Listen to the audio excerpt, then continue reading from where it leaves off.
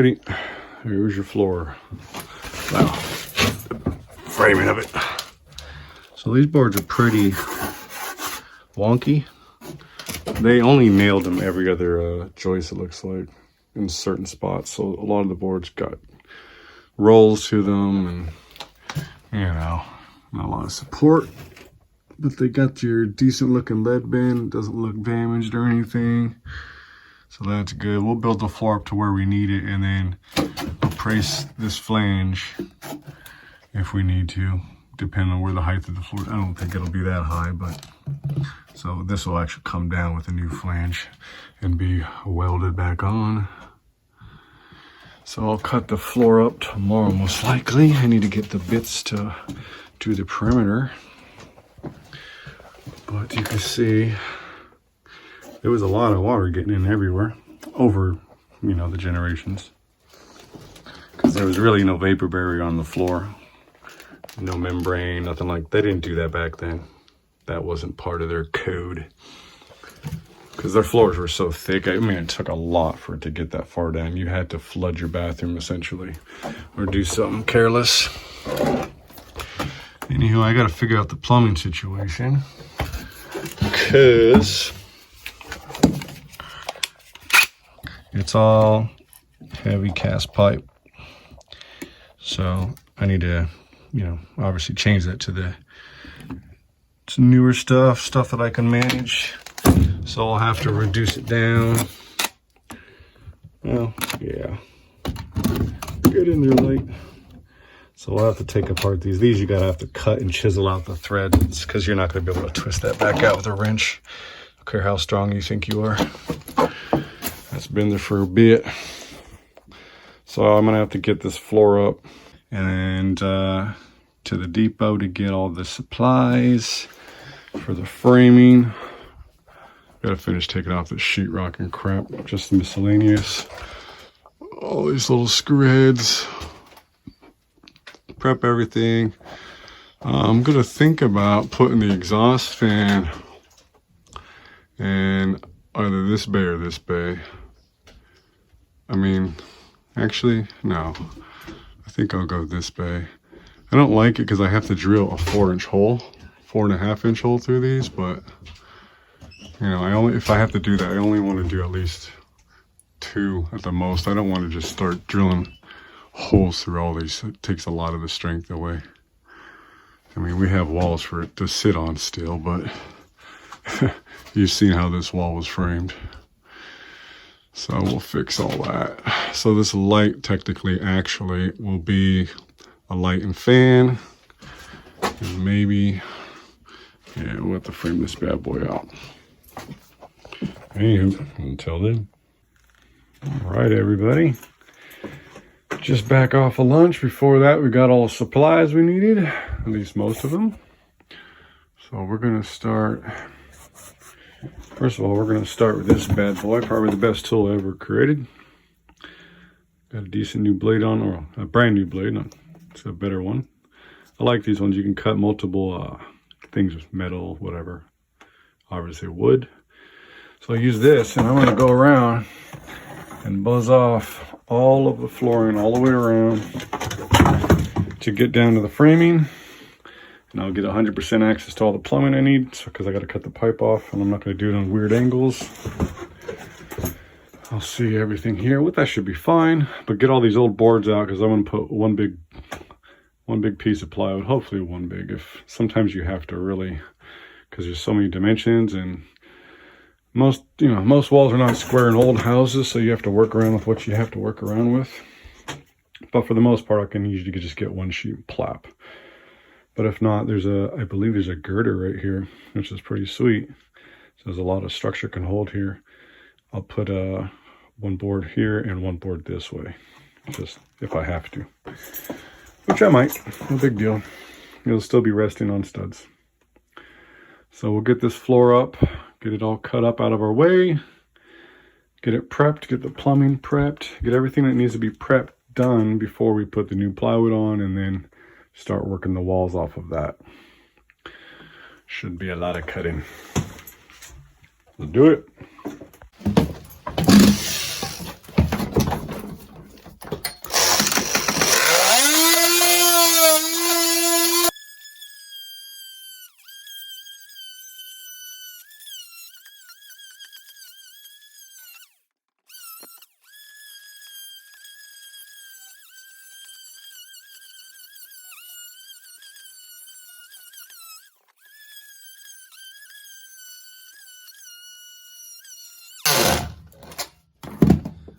See, now this layer is oak, so I'm gonna have to not try and force the bit too much because we'll start gumming it up and burning it out when we have 2 bits for this. They're like 20 bucks a pop. So just be mindful of that. If it is oak, like this stuff, it's probably a pine, a poplar, something softer. You can just burn through it like nothing. But this one, you don't want to burn your bits out, so just go a little slower, a little more delicate. It's annoying, but you know, whatever. You mostly just have to cut this one because all these will pop out because they're running this way, you know what I mean? So now you know.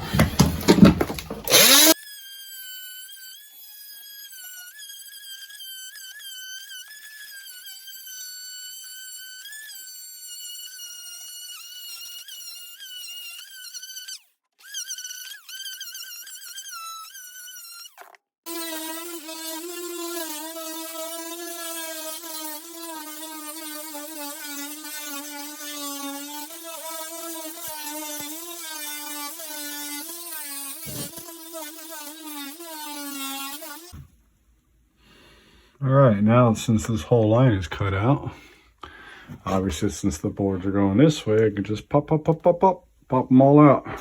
And that last board, it's like it's just hanging under the wall. So we'll just pop that one out too. Should be perfect. I don't have to cut that last big line because that would suck. Let's do it.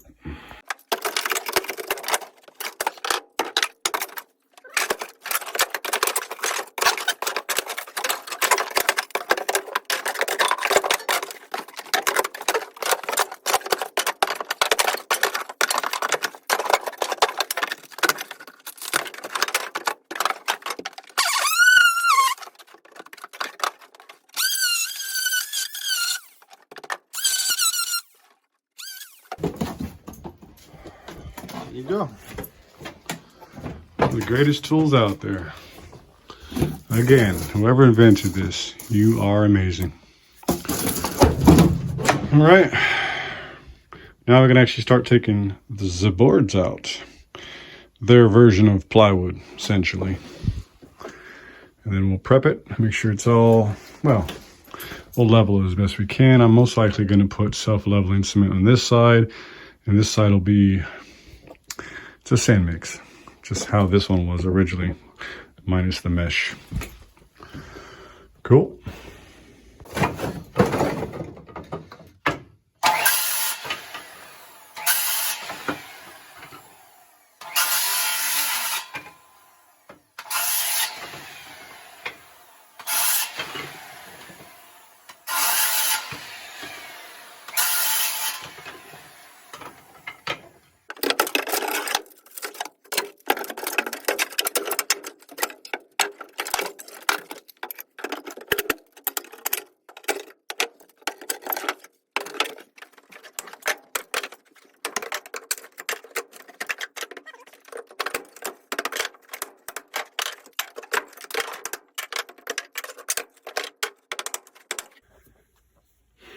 Look at this stupid board.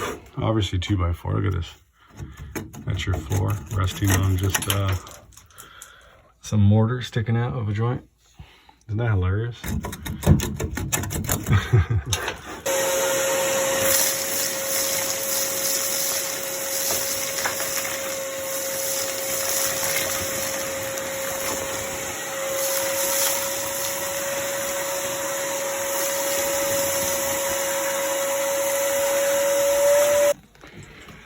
All right, floor is up. Have to walk carefully now. Looking pretty good, except for that hilarious backboard. Now, this girder is a bit high. When I walk across it, like right when I step, my toes feel high. When I step over here, my heel feels high. So obviously this is the high point. So we'll fur up we're not gonna plane this down. If anything, I would have planed the individuals down, but we'll just fur up and make sure it's nice and straight across. Level will be taken care of with my mixtures. 1 of self-leveling cement and 2 of sand mix. Because it's not going to be a straight floor as it was originally planned. It's a better idea to have a step with the glass, obviously, to keep all the water in so I can put a liner. So that's the plan. So now I'm just pulling out all the nails. I'm going to have to put, I don't have to, but I'm going to put some support blocks over there with another board. And I'm going to put support blocks on this side with another board going across.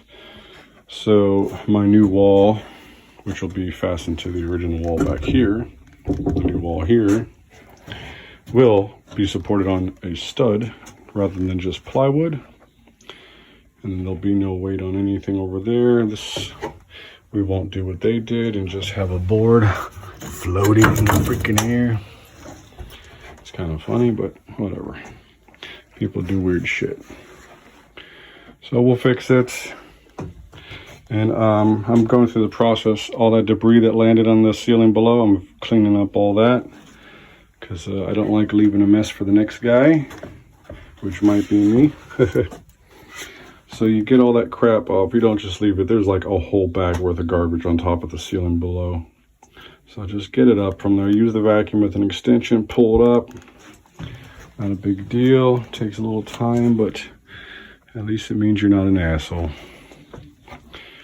All right. Let's get this going and let's prep this floor for the next plywood installation. And well, the plumbing first and then the plywood installation. And we'll go from there.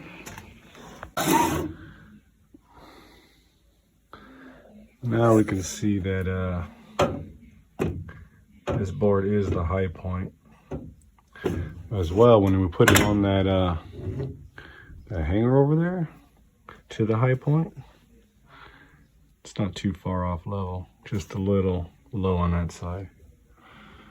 So we're not going to mess with that. We'll just shim out these boards so they're level with the top of that a little higher. That'll make it perfectly level from here to there. And then we'll fill in those differences with shims on these boys. And then all the way over to the wall, from the high point to the wall, I got to go up. So we'll just shim here and here, and this will be left alone. That'll make the floor perfectly level this way. This way will be fixed with my other work. Alrighty folks, so here's the game plan for the drain. You can see the old drain, it's not gonna work, so we need it around here. This is my center line for the width. And I counted for the furring out, which is 1 1/4 inch fur. It's gonna be a 2x3 wall on this side, right? And this block is gonna be our step, obviously much higher on top of the plywood. It's just a reference point. It's around 3 feet. It's where I want to make it because I want to not mess with my trim.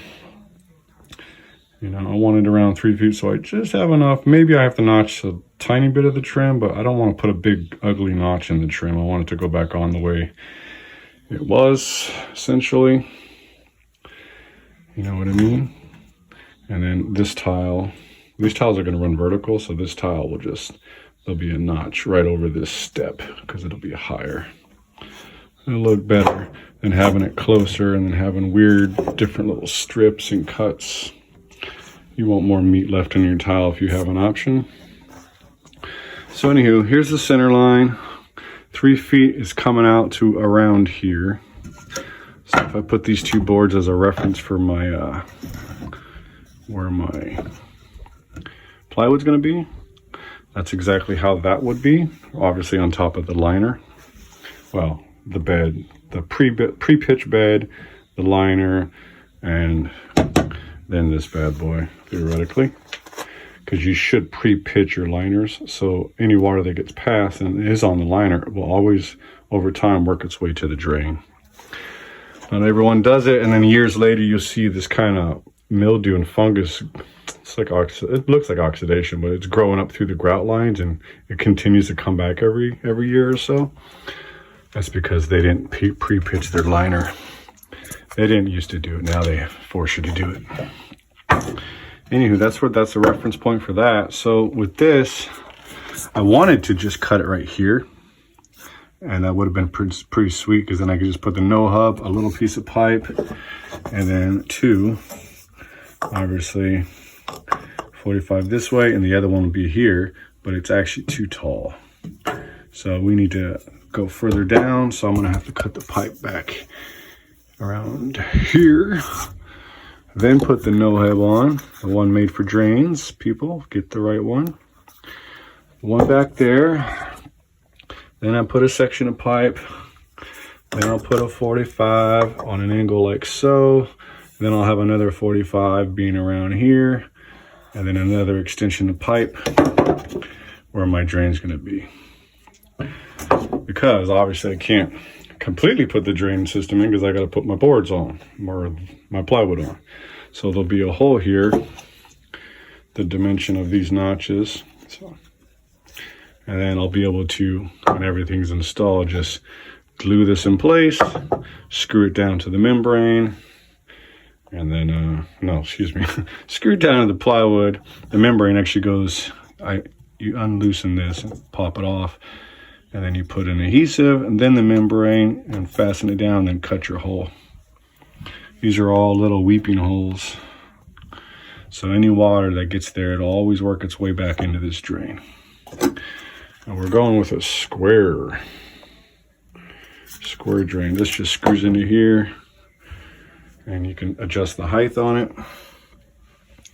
So you have your bed build up and then account for your tiles.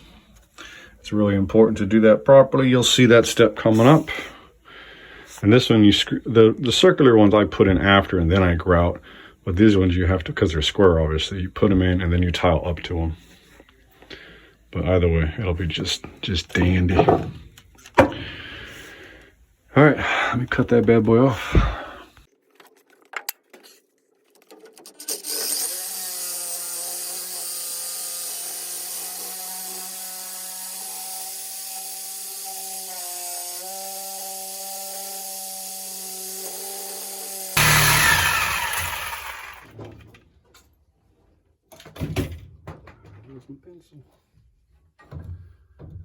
All right, wow, that's pretty hefty.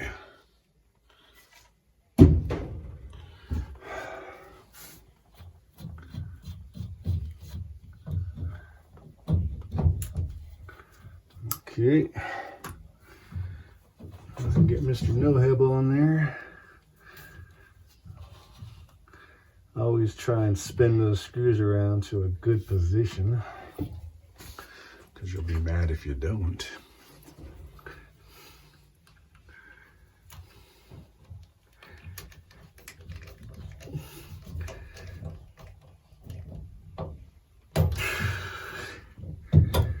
Okie dokie.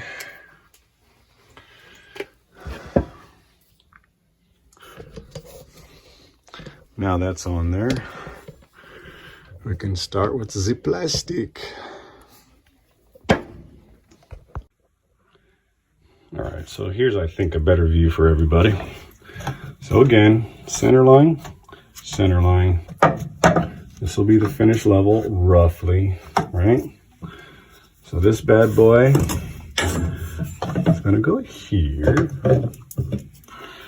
Hope you can see that. It's gonna be a little bit of an angle actually, because it's gonna have to come back this way to meet this one here. See the idea? And obviously pipes connecting them. So that's gonna be the plan. So I'll measure these out, cut it, put it in place for a temp fix, and I'll show you the end.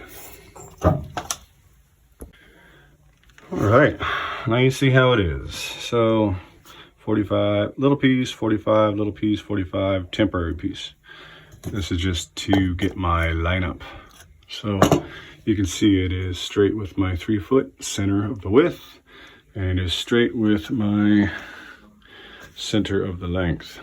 All right, so center and center. Again, this piece will be temporary because I'll need a shorter piece, because this will have to seat down further. But it's just to help guide me. So what you want to do when your pieces are all dry fit everything. Don't just start gluing shit up, because you're gonna have to cut stuff out. So dry fit everything. And now you get back in here and you mark everything like so. So when you glue it, it glues back up to the exact same spot. You only have a few seconds when you glue stuff. So if you don't glue it properly, it will turn out like crap. Okay, so marked, marked, and marked. do whatever marking you think works best for you, and just whatever. Again, I'm not gluing this one because it'll be seated after. I'll test fit another piece, probably that longer piece I have left over when all of this bedding and everything's done, and it'll be glued into the back of this, and I'll glue down into, I'll reach down in there, glue into there, where this piece is glued onto the extension, just glue it on, screw it. And good thing about the no hub, it adds a little flexibility here. So if you're off a little bit, you can kind of force it into a position where it's going to work just fine for you. You know, look at that. Nice fusion. That's not going to leak, folks.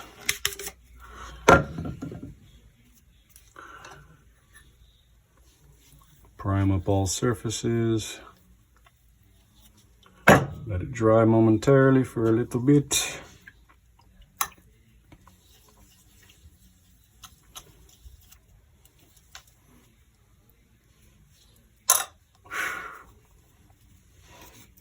And I'm just doing this piece by piece just so I don't mix it up because I put too many marks like a jackass. So that's going to be where I want them. You see how there's a couple marks in there? Try to do it in one passing so you don't confuse yourself. You can number them too if you want to, but if it's not a huge piece, I just do this because it's easier. Anywho, it's basically all tacked up now, no big deal. Bunch of glue. Remember, glue's cheap, leaks or not. Super important to remember that. Glue it up, babies, glue it up. So there I go, we're going this way, right into that mark. Just hold it there momentarily. Like if it's real far right to that rim right there, it will start pushing it back out. So don't just walk away from like, oop, it's glued, we're good to go. You might walk back to a fucking headache. Again, these no hubs are just very convenient for this situation. So we got one last glue point. Let's prime it up. It's good to extra primer down here because it's like acetone. So there's a bunch of glue that came down in this track. If it were to harden, it would kind of mess you up trying to fit your piece on, you understand? So we're in no rush here. We're just trying to do it right because this is an important step. Let that dry. This is important. You know, you don't want to have to do your plumbing, open up a ceiling downstairs again to try and fix something you should have done right the first time. So just make sure you're paying attention. I'm doing this at the end of the day, so I'm pretty tired already. So pace yourself, you know. Try not to confuse yourself with something because you just want to be done with the day. Shut up the chatter, just do the work. And then you won't have all fuck-ups everywhere. So now these are cured up. Well, relatively. I'm not going to say the primer is 100% dry, but it doesn't have to be. Now I just put a bunch of glue on here. Bloop, bloop, bloop. Now our last mark, it doesn't really matter which mark here. We just got to glue this bad boy in. See that heavy glue line? That's what you want, 100% penetrate. I mean, I'm making a mess down here, but it doesn't matter. And there you go. That's your piece. Got some glue on the no hub. Yeah, I get it. It's okay. I'd rather do it right to begin with. See all that pooling in there? We don't want that stuff. Introduce a fluid, fluids will follow fluids. So it will create a little pinhole leak for a moment. Okay. Now we can put it back on. Like a schmuck. Screw this bad boy on. again. Try and bend these clamps around to where it's easier for you. It's important to get a good torque on these things. 60 pounds, I believe. Not that I'm torquing it, but you know, you can feel it out.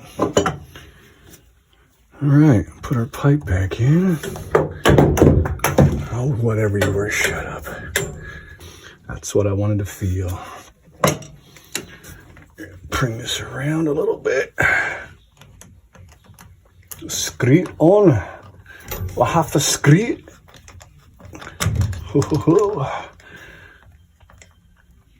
It's much better to use the socket rather than a flathead for those screws, but that's life. Cool. So we're fucking great. So now obviously there's our test piece again. Centered and centered. There's a little flex to this pipe. The cast pipe, because it's a weld down there. The lead welds should be fine though. It's a drain. And we don't want to flex it too much where we make a leak. Anyway, now you can see how it's going to go. Alrighty, folks. That should be it. Now you got your bolt part. Again, this pipe's going to come out and be shorter. But you have an idea now. That's dead center plumbing. Dead center. Center this way, center this way. And yeah. Pretty sweet. A lot of work.